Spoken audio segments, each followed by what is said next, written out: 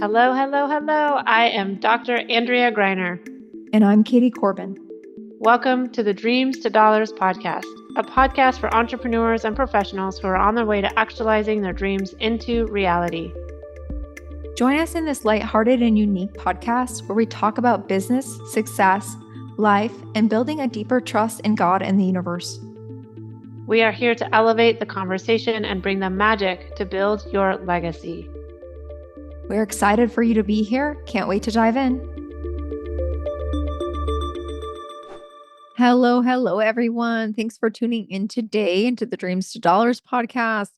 Today, we're going to talk about the money conversations that nobody wants to have. And sometimes these conversations actually can be a little bit painful. And this goes into almost like it can be a little bit frictiony for us as entrepreneurs because we know that money is ultimately the lifeblood of our business, and money is really, it needs to circulate, right? Like money's going to come and money's going to go, but a lot of businesses actually, the why businesses tend to fail is actually like the money is not coming in the way. There's like a lack of cash flow that's coming into the business, and it starts to falter. So I do find that as entrepreneurs, and if you're not doing this, this is okay, but we're just going to bring some things forward that may feel a little bit uncomfortable to look at, right? You can kind of look at it. It's like, I don't want to look at my numbers, right? Like, I don't want to look at them. I know that they're there, right? And really, sometimes it actually can be painful to comb through your numbers, whether that's the inflow or the outflow of your business. But really good, I want to say good CEOs or good CFOs, right? If you also wear that hat in your business, chief financial officer, you know your numbers, right? And it doesn't matter how deeply, and I'm not talking about obsessing about the numbers, like every single day counting the pennies, but I'm talking about having a really good understanding of where your money is coming from and then where your money is being allocated. And I do think that this is almost like our money manager part of us, because some entrepreneurs actually can be really good salespeople. But if you're not managing the money in and out, it's gonna make it harder. This is like the same thing as like almost like out creating, always having to out create your spending. Right. So, and I'm not like a person that says, like, when we talk about money management, and everybody has the way that they're going to manage their money differently. Some people will have software programs that help to manage money. Some people will have other people that help to manage their money. Some people will have spreadsheets, and you know what I mean? Like you can actually manage your money. Yep. But the one thing I want to say is, like, when you do that, do it in a way that actually is good for you. Don't do it if you hate spreadsheets. Don't do it in that way. Do it in a software or something that actually helps you want to look at your numbers so then you can improve upon that. Because I always say, like, when it comes to logical brain of business, your numbers clearly matter, and they're fixed, right? Like what you're bringing in and what's going out is actually a fixed number. No matter how much dreamer we are and how much creator we are, it's sometimes a painful process to begin and really watch. But if you're doing it, or you're not doing it, right, you might want to start to look at, how am I managing my money? How am I allocating my money? Where is it going and where is it coming from? Because then actually from that space, you actually have a foundation to get better, right? Like you actually Yeah. can go like, well, I'm actually kind of spending a lot of money in this area and it's not returning on investment. It's not creating the ROI that I really wanted.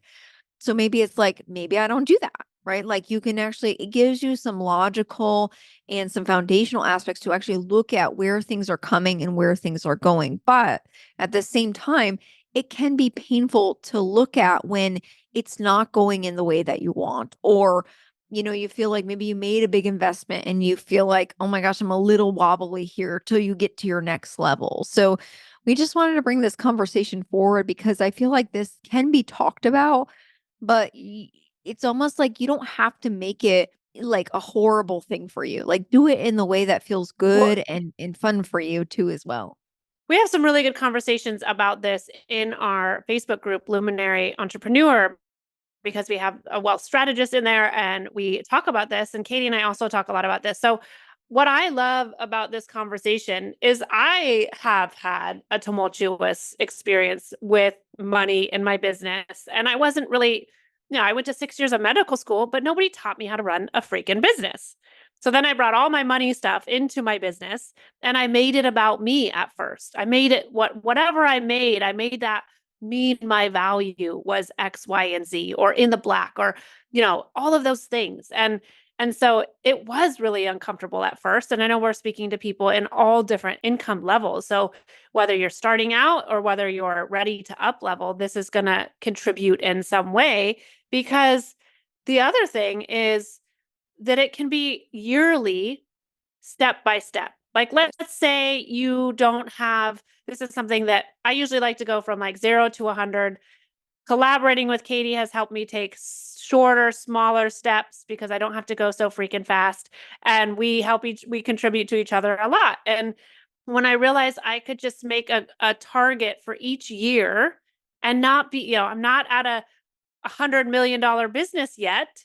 So I can add things, systems. I'm not really I don't want to run QuickBooks by myself. I would rather hire somebody to do that for me. So I got to the place where I could do that. And then the next year it's like, ooh, now I'm going to do financial planning. And my target is I don't really need to invest into learning so much. I'm going to invest in getting my message into the marketing or into ads or whatever, like getting that clarity in your business.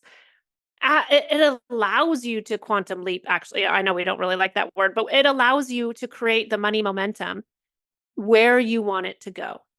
But if you go around with your like a blindfold on or not knowing, then you're often going to end up right back where you were a year ago, which Katie and I have talked to hundreds of these people. Also, we've talked to the people that really want to up level, and we've talked to the people that are sort of running the rat race, not willing to outcreate the past year and wondering what the fuck is wrong because there's a few doors they're not willing to look into. And that's one of those is money. That's why we're having this money conversation. And when you're willing to know, okay, I know I'm not at $100 million mark yet. What can I add this year to get me closer to that? Oh, I'm going to hire a bookkeeper this year. I'm going to see where some of I know Katie just did this, so I want her to share this too. I'm going to see where I'm investing and not from a place of like contracting, but are those investments to my value? Do they align with my values and what I'm creating for this year and my target of 100, 200, 500, $1 million and beyond revenue? So that actually, Katie, what we're asking here, what our conversation is about, is money awareness, Yes. right? Opening kind of, if you were like this, like if you can see me, like hands blocking your eyes, like we're just going to ask you to like let more of your awareness come and start asking questions around your money. I know you have stuff to say, so take it over.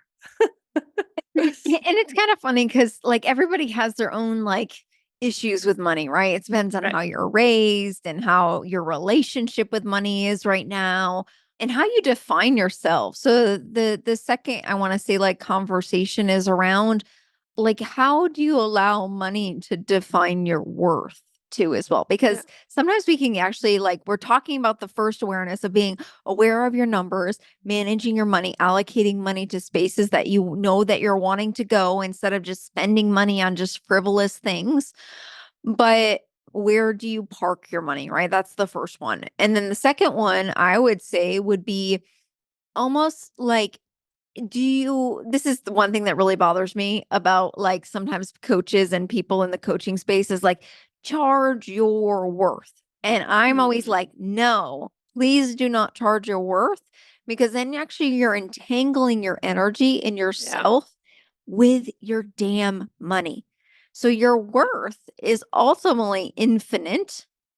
Yeah. And if you're charging for it, you're actually tying yourself to your money, which can get into an obsessive numbers phase, which is almost like the direct opposite of Well, awareness, right? and it's like like I just want to add here just for a second. It's like an obsessive number, and it's like a spiral of I'm not worthy enough. I'm not worthy Yes. enough. Oh, I'm not at $1 million because I'm not worthy enough because I'm not Yeah. sure. And it's like, fuck all that. Just Yeah. stop it. Yeah. Like, Yeah. just stop it. So I want to Yeah. just add because we've seen this, we've witnessed this in clients. They're like, well, I'm not making that, so I'm not worthy enough. And so Right. what if you took worthiness and literally like set it, hang it on a hook for now Yeah. for this conversation and never pick it up again, please? Because just like Katie said, we're gonna like put this on a gold sheet of paper. Your worth is infinite. Right. And anything and Yep. everything that made you think otherwise is a fucking lie. So there we go. Okay. Take it Yes, away. it is a Take it lie away. though. It's a lie. And Yes. and actually like what it really is you're charging the value for the thing that you're getting, right? And sometimes people will say like charge your worth because you have to sort of puff out your chest and be like, I Yeah. am so worthy of being able to charge $1 million for my services, right? Or whatever it is. It's like, no, you can charge that, but you don't have to puff up your chest and pretend like you're more Yeah. worthy because you're actually charging more. You can do it without any of that stuff. And I had a period in my business. I've been in business 15 years where I actually like if my numbers went down, I would actually sort of freak out and be like, "Oh my God, I'm not doing that good." And it wasn't like I was doing bad to any degree. Right? It was just like, "Oh, they're going down. Oh, my worth is going down. Oh, they're going up, so my worth is going up." And it's total bullshit, really. So I Yeah. want to say like don't allow yourself to get entangled. Like your business is you and you are your business. And without the worthiness of you increasing your business, then you're nothing. Right. And we don't want to get Yeah. entangled in that because Eh, literally, yeah. even without your business, you're completely worthy of receiving $1 million. Without your business, you're Yeah. completely worthy of contributing to the world in a way that suits you. Right. So we want to take that out of the conversation, right? And go like, charge your value, be aware of that, make sure that you're receiving and you're giving like there's like you feel like what you're charging feels good to you, right? Because if you're undercharging, you're going to start to be resentful towards your business. And if you're Yeah. overcharging, right, in your embodiment, you probably won't sell the things that you're wanting to sell, right? Because you're going to Yeah. say, like, oh, I can just charge this much because somebody else did, but you're not embodied in your work and what you're here to bring. And you're not actually confident enough to sell that Yeah. thing. So we want to like unhook the charging your worth and going almost like be aware of your money consciousness and be aware of how you how your business can still do awesome without having to hook your worth into it. It's actually sort of a trap. And it Yeah. actually can actually set you up for burnout no matter what level you're at in business. You can be making millions of dollars a year. But if your worth is hooked to it, you're still going to roller coaster on emotions because you may have a little bit of dip. And what if you don't Yeah. make $100,000 in a month? You make 98 and you're like, oh my God, I'm not as worthy. Like it is just a trap for almost this it's almost like it's an entanglement energy. Yeah. Yeah, I mean, because once you go into that worthiness, you go into shame and guilt and blame and regret and like this whole tumultuous cycle that you have to like literally start to dig yourself out, you know? Yes. And having that, I love that, like unplugging, and you might say like how and why. And that's for we like to bring these forward and just start to ask like what almost like, okay, I'm gonna unplug myself from that. And what are some steps to add so that I am climbing this ladder to what I really want to take. So that money consciousness, knowing that money conversation that no one wants to have is like be aware. Yeah. Be aware. And what is one step? I had this visualization the other day. It's like nobody really knows what you're doing in your business every day but you.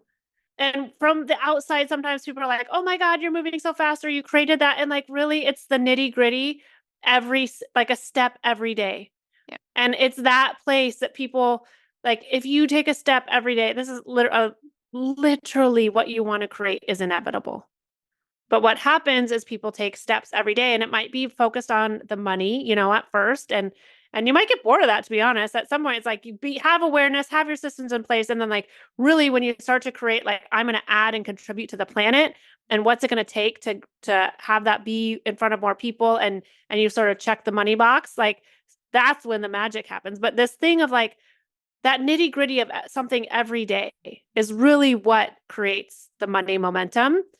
And we want people to, of course, we want people to be prosperous, but it's that satisfaction and that like joy in like bringing all of you to the table, bringing all of you to your business.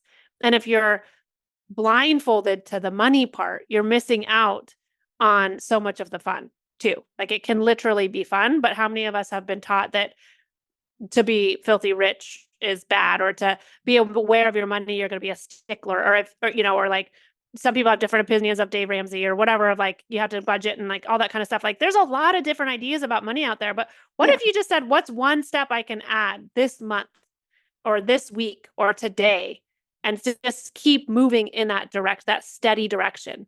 Because I can tell you sometimes it gets gritty and you want to stop. If you push through that grit, like it will literally start to change.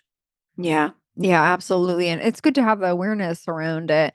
And then we want to also say a conversation that like a lot of entrepreneurs don't want to have, right? Is how are you going to retire?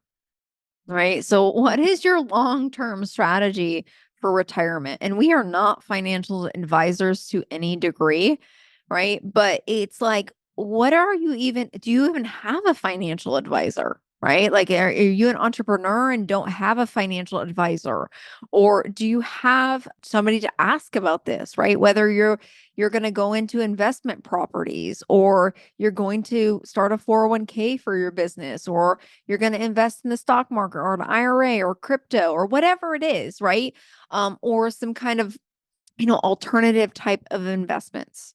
There's so many things out there, but if you're not actually thinking about your longer term strategy, if you're always the entrepreneur that's like, oh, I got to make more money, but you're not planning for the future, this is the conversation that you need to have for yourself. Because I guarantee, even if you're in your 20s, you're going to wish you did it earlier, right? You're going to wish you started to explore it earlier.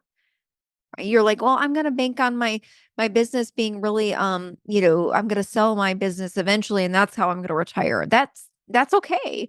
But you may want to look at other strategies instead of just like, I need more clients, or I need to make more money, or, those type of short-term ideas. What is the step beyond that? Right? How are you going to retire early or at a certain age? What do you need to retire at that place? Who needs to come in? And even asking the question, who needs to come in and help me do that?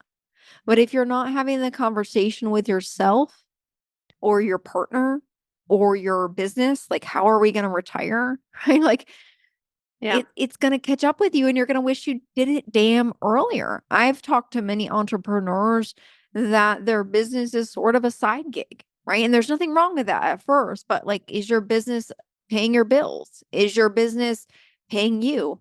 Right? Like, Yeah. is your business buying your house? Is it buying your car? Is it, is it growing for the future? And then is it going to retire you? Because Yeah. it's almost like the conversation, and the sooner you have this conversation with yourself, the sooner the awareness comes in with it. And then it's almost like, right, we always say, Andrew and I always say, right, like the questions open doors for you, right? Right. Like the questions will open doors. Like they'll allow the doors to Yeah. open, and then somebody comes through and they're like, hey, I'm a financial advisor. Like, and you're like, oh, I was actually just asking about that. Are you the right financial advisor or are you not? Right. Because there's so many different Yeah. types of financial advisors, and you really need to pick the one that's conducive for you, your values, and your business. But if you're not having that conversation, guys, with yourself, you're going to wish you had it sooner. Yeah. My dad told me in my 20s, I was like, shut up, dad, like Yeah. Yeah. whatever. Yeah. It's like, Dads I'm don't know 20. anything. I'm My 20. dad, too. Yeah. Come on, what are you talking about? Retiring. And also you can destroy and uncreate all the ideas about retirement, about which one is what society is Yeah. saying you have to do and should do, and start to think outside of the box too. So Yes. I want to just introduce that, because For me, it's like, well, I didn't in my 20s. And now what else is possible? I love that conversation of like, okay, what is my retirement plan? What's it going to take to have? How much do I really desire? What I'm always going to say, what are the different ways Yeah. that society is not talking about? And I'm going to find those too, because I'm a little suspicious if it's only a Roth IRA. Sorry, just going to say it. Like, have one and ask more beyond that. Yeah. And Yep. also for me, retirement looks like I have some ideas about retirement in general also, because I want to live a really fucking long time and have a lot of fun and make a big impact. And maybe I don't retire till I'm 80, but that looks really different. Yep. Right. So Yep. I'm going to plug in some things of like, it can be something so beyond what society is talking about right now. And there is never an age that's too young to be like, it's also like, what's it going to take to set me up to thrive and have that desired amount of money to live on and live with and co-create with for as long as you choose to be on the planet. What does that Yes. look like? Yep. Right? Because I think for me, retirement is like I've watched people retire at 60 and then they sort of like dwindle away and aren't a contribution to the planet. And I think we can be a contribution at every age. And so you might have a different idea about retirement. You might have worked your ass off, and I have a lot of opinions about retirement, but whatever that is. So just start to ask these questions, and what is it for you, and go back to what's valuable for you. And money's going to have to be kind of part of that conversation, because you're going to want Yes. to thrive in retirement. So Right. what is out there? And literally, like Katie said, when you start to ask those questions, we do this quite a bit. We talk about what else is out there, what other options are there, what can we set in place to have these, thriving businesses that are, and this really gets into that conversation of the legacy, creating legacy through our businesses that are not just going to contribute to me and Katie, but our families and their families and their families, right? So that gets to me, that's where the excitement is. And what does that look like for you? And if you're here, you're a dreamer. So I know that might feel big. And I'm going to go back to that very basic thing, is one step at a time. What's Yep. one thing you can add? One Yep. step. You don't have to have, if you don't have $8 million in your retirement fund yet, that is okay. What's one step you can take? And how much is it that you would really wish, and the legacy that you want to create? So kind of adding all of that what's one step? Yeah, and even if you do have that money, right, already saved, it's like, how are you going to continue to contribute? And then what does that look like for you? Because it doesn't have to be only the traditional path, and that is the truth, right? It's not going to be like, oh, I'm just banking on my 401k because it's like the only way I know how to retire. That's not true, right? That's not true to any degree.